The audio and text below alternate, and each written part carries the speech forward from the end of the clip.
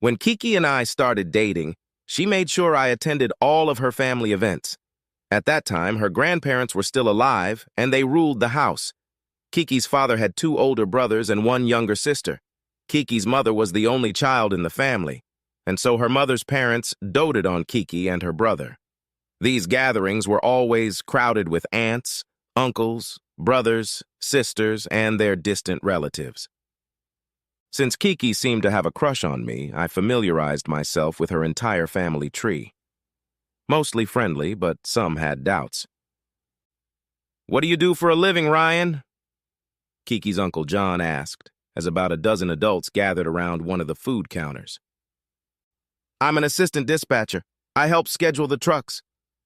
It didn't impress any of them, but I acted confident enough to say it was a good job for me. I genuinely believed it was. I couldn't afford a college degree, and no one was willing to pay for it for me. This job had a future, even though I didn't have a degree. Well, I was probably the only one who didn't have that precious degree, so Kiki got caught up while I was deliberately distracted. Apparently, Kiki didn't pay attention to their concerns, and I passed the smell test. Later that year, Kiki and I were married. When the transportation company I worked for went bankrupt, shortly after we were married, we were forced to pay for our health insurance. Being relatively healthy, we decided to only go to medical specialists. Kiki's dad's brother, Uncle Ted, was the family doctor. He agreed to give up most of his fees for us, and Kiki and I became his patients. According to Ted, we lived in a big city. His practice was in a town of about 6,000 people, 50 kilometers away from us. The population of our town was rapidly approaching 50,000. Ted's office belonged to him alone. He did not believe in joining forces. I don't know the exact number, but he had at least a few people working for him. In the first 2 years of our marriage, I think I saw Ted once when I got a strep infection. I got a shot of penicillin in my buttock. There were a few more visits for checkups and blood work, but nothing serious. Kiki went out with Tad several times before she got pregnant. Tad refused to deliver the baby, citing that malpractice insurance was astronomically expensive. Instead, he recommended a specialist in our town. We had previously agreed to hold off on starting a family, but Kiki's birth control pills somehow didn't work. Uncle Ted dismissed them as unreliable. That's how Nathan, my oldest son, came along just after our 3rd anniversary. 2 years later, I held Ginger in my arms. I think this woman doctor did a very good job. Let's face it, if Kiki liked her, so did I. Hardly any man has any idea what it's like to be pregnant and give birth screaming. The 100-kilometer round trip to visit Ted and his sick children didn't last long. We started seeing medical professionals closer to home for emergencies. Life was good. I was moving up the career ladder and now managed 5 employees. Kiki went back to part-time when Ginger went to preschool. My job as manager included health benefits, which really helped reduce personal expenses.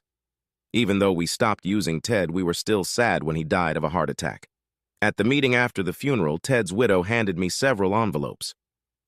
"These are copies of your medical records from Ted's practice. We wanted to make sure each of his patients got their records. Don't worry, I didn't peek." The envelopes were sealed pretty securely.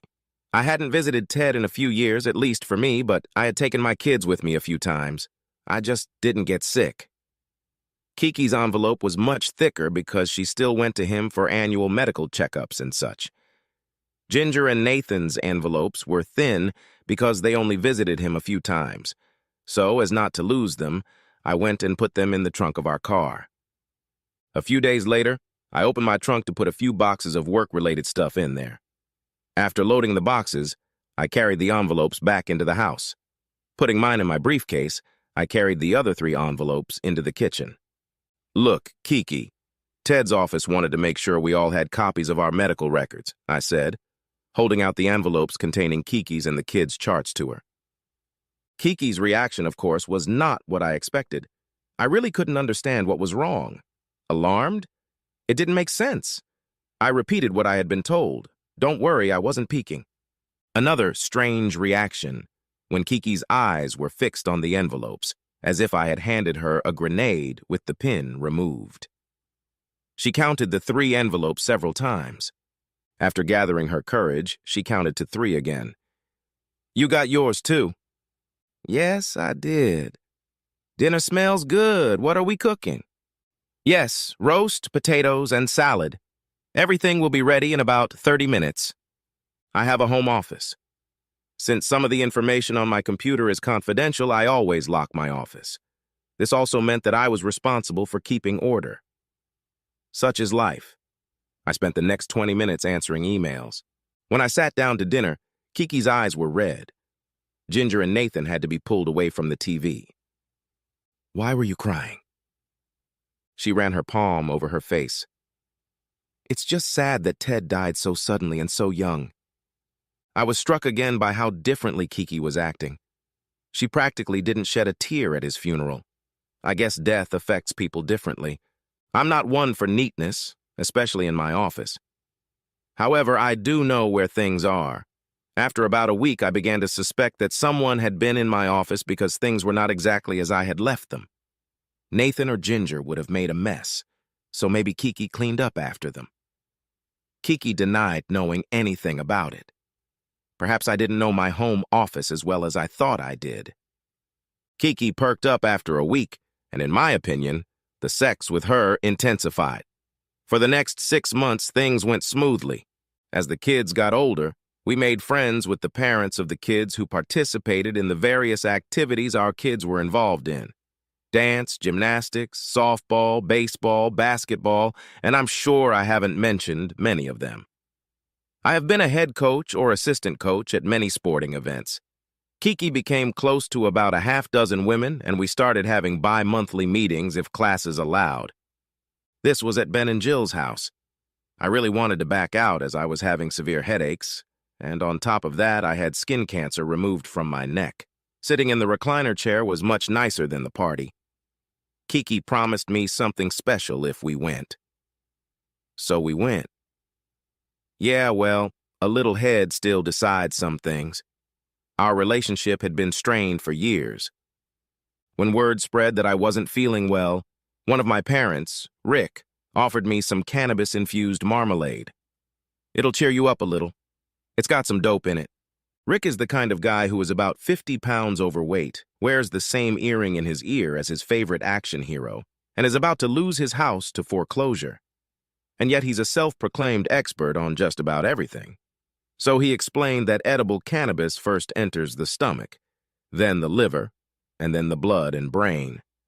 The liver converts the drug into a stronger form, and this combined with the substance from the original product enhances the high. Since this is legal in our state, I used one of these. Everything happens for the first time sometime. Since I was an inexperienced user, the effects were strong and fast. I found a bedroom and stared up at the ceiling, which was transforming into something only imagination can create. Any pain I might have had was long gone. Was the music actually playing, or was it in my head? My watch indicated I had been here for over an hour as I crawled off the bed and crawled to the bathroom. After emptying my bladder, I crawled back to the bed, but this time I curled up on the carpet. Eventually, I made it out of the bedroom. The banister on the stairs was like wild grass swaying in the wind. It was too hard to try, since I'm pretty sure they're not supposed to spin like that. So I sat down on the top step. From there came the treacherous sounds of female chatter. Every now and then there was the sound of laughter, as some of the ladies do.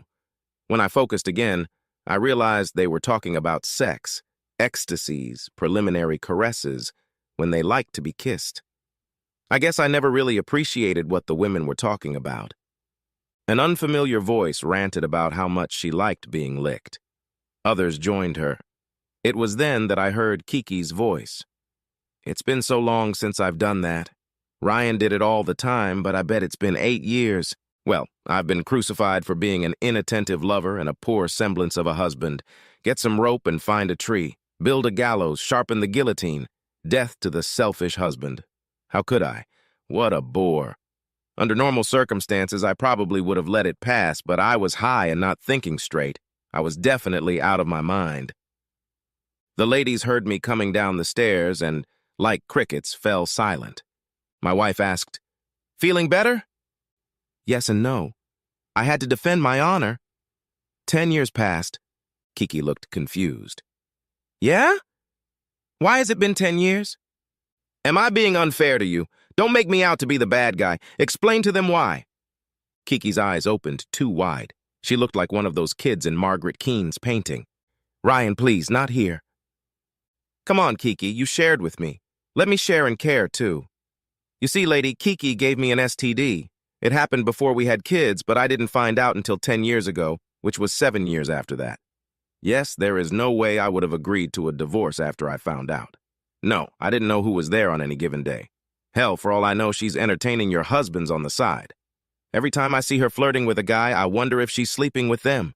When you're constantly being lied to, your mind creates all kinds of scenarios. No, it's not, as Kiki covered her face with her hands. She was crying as I spoke. The frightened looks on the women's faces told me that they were still planning my quick and painful execution. Jill, the waitress, told me off. Ryan, I think that's enough. Come on, Jill, I'm not lying. 17 years ago, she cheated on me. 17 years ago, she started lying. 17 years ago, she decided to fool me. 17 years she was forced to tell me untruths. It never happened. 17 years. Well, we stayed together despite the fact that in a divorce, it's all against the fathers. To be sure, I had my children's DNA tested. They're mine. All the ladies looked at me sideways, but I held back my smirk. God, I was so glad to finally get this off my chest. For 10 years, I'd put up with it and looked out for signs of infidelity. I can't say I ever thought Kiki was still cheating, but then again, I missed all the signs 17 years ago, so my track record sucks. Thank you for letting me speak my mind. I'll let you ladies get back to talking about ecstasies and husband sex. As I walked to the sound of music in the backyard where no music was playing. Damn, I'm still high. 10 years ago, Ted's envelope with my medical records sat in my briefcase for a few days before I sent it to my mailbox. It ended up at the very top of the mailbox because I always felt like I had more urgent things to do. Besides, there were no surprises in there, right? It was 6 months before I decided to open it. I sat in my office on hold and listened to a recorded message telling me how much they appreciated my business. Just about every minute I was reminded how important I was to them. This gave me time to put my desk in order and clean out my mailbox. When I got to Ted's envelope, I carelessly opened it. There were 2 or 3 office visits on each page. Pretty boring stuff, and sometimes it's hard to make out his handwriting. But then there was this. Prescribed to take doxycycline 2 capsules for breakfast and 2 for dinner daily for a week for chlamydia. I was confused. I thought chlamydia was a sexually transmitted disease. I had never had a sexually transmitted disease and had not done anything that would cause me to be concerned about contracting it. So I did a search on the internet. It is a sexually transmitted disease. The problem is that I was never told I had chlamydia. Judging by the date, it was a month after our 2nd anniversary, before the kids came along. After studying Tad's records, I realized I hadn't been to his appointment. During all of my office visits, my weight and blood pressure were measured. Then some memories began to surface.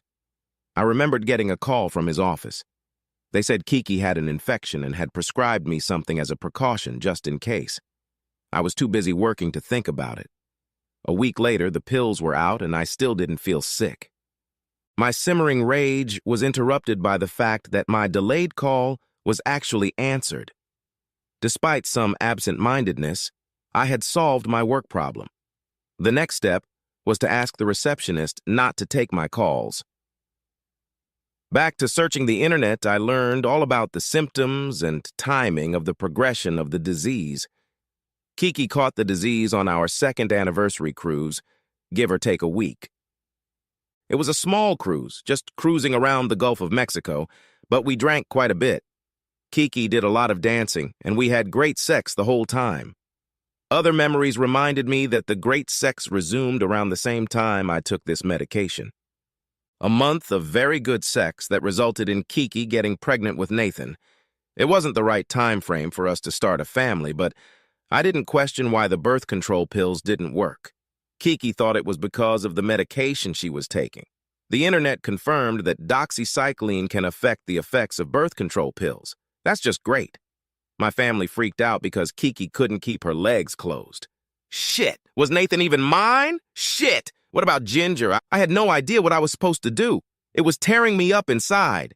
Ted and Kiki had conspired to hide Kiki's STD from me. Who had infected her? I almost threw up.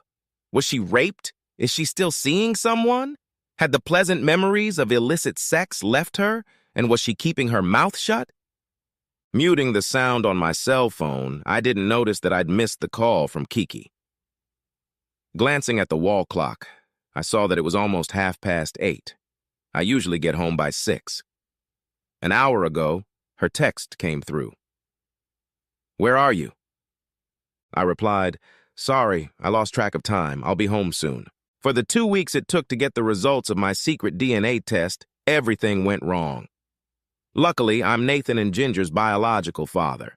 During those 2 weeks, I researched the strange divorce laws that apply to men. No fault? Really? It's her fault. She's screwing around, and I'm getting screwed too. Knowing Kiki's history of lying and hiding facts, I wasn't going to waste my time demanding truthful answers. I became withdrawn and sullen. Even if I didn't apply, Kiki could apply at any time, and I would still become Nathan and Ginger's part-time father. My depression continued to mount, sucking the life out of me. My boss sent me to HR for a referral to a counselor. Had I opened up to the counselor? Not really. I just told him that my wife had cheated on me and I didn't want to lose my children. His response? Drugs. They helped to some extent, but clearly not enough. Call me a nerd, but it was much cheaper to support her. My depression lasted for months. My only escape was playing with my kids, which was the only reason I stayed in the marriage. Kiki didn't put any pressure on me, but there were changes in our family life. I was no longer trying to do my best. Volunteering overtime was a thing of the past. Instead, I became a children's coach, assistant coach, or a big fan to fill my free time. My life was driven by a desire to be a fulfilled father to my children, not some stranger on the weekends. When playing sports with 2 children became unbearable, I reduced my work week to the minimum necessary to receive health insurance benefits. This allowed me to increase my coaching responsibilities. Kiki didn't like the loss of income. I ignored her complaints. We were making ends meet, but we had trouble saving for a rainy day. Kiki would sometimes ask me if everything was okay, and I would lie to her that everything was okay. She knew something had changed in our relationship, but neither of us wanted to talk about it. Of course, Kiki could have backed out at any time, but she never did, even though it was obvious that we were no longer the loving couple we used to be.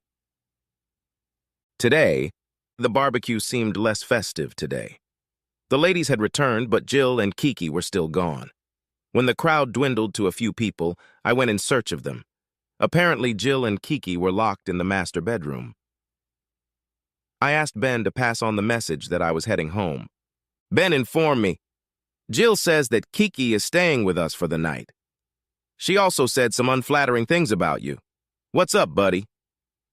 Kiki's past caught up with her tonight. I bit her ass hard. I was high at the time, and I probably should have kept my mouth shut. Well, it's all out in the open now. Great party, Ben. I'm out of here. Don't worry, I'm not driving. I really wasn't very high at that point, and surprisingly, I didn't feel guilty about what I'd done.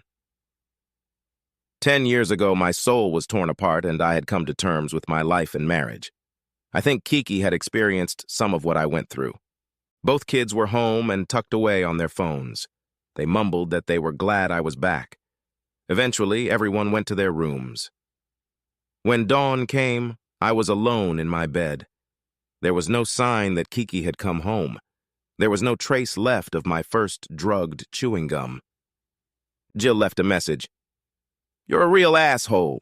Kiki will be home this afternoon." Since I have 2 active kids, I didn't have to worry about them since they had their own hobbies. A day off from sports meant they could spend time with their friends. It was only when Nathan was walking out the door that he finally noticed that Kiki was not there.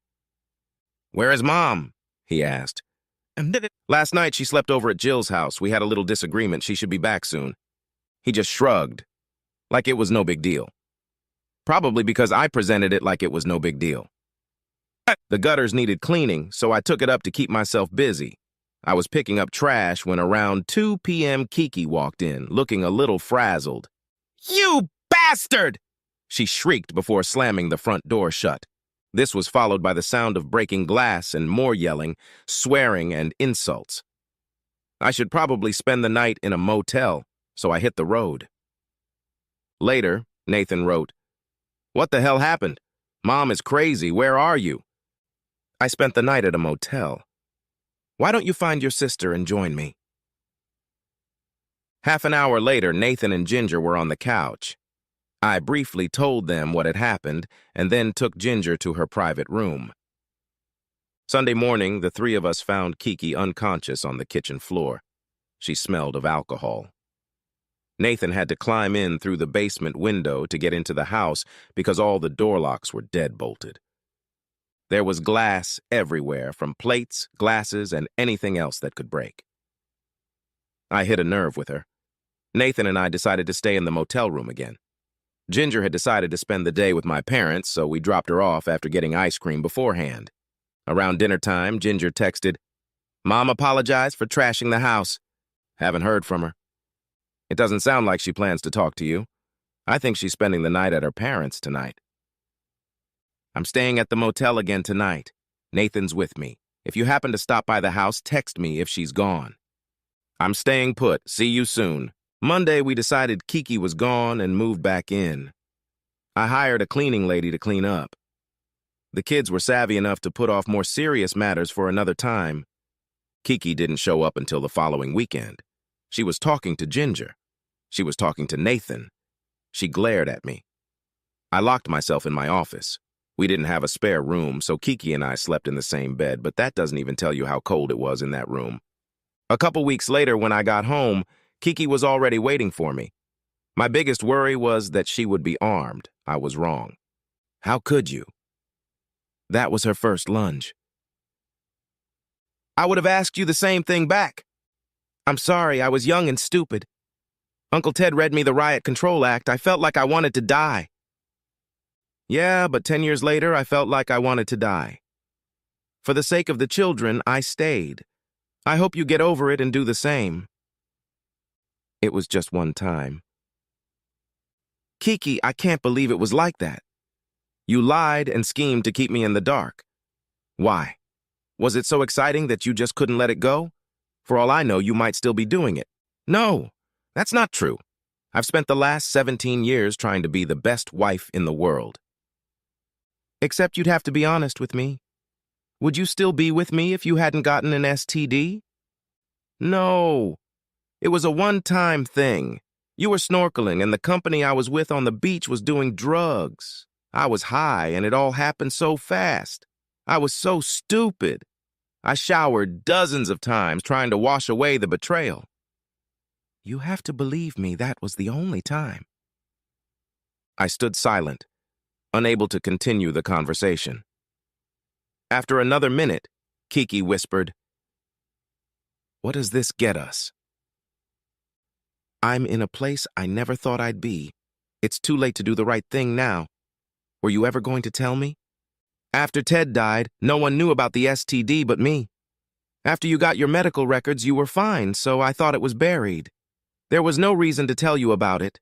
We survived as a married couple and produced 2 wonderful children. The family came about because your whore meds made birth control pills useless. I found that out because of something in my medical records. It took me 6 months to finally look at it. All you're doing is bringing back the pain I had 10 years ago. I'm gonna go for a walk. Ryan, please stay home so we can talk." "Oh, now you want to talk. Not now.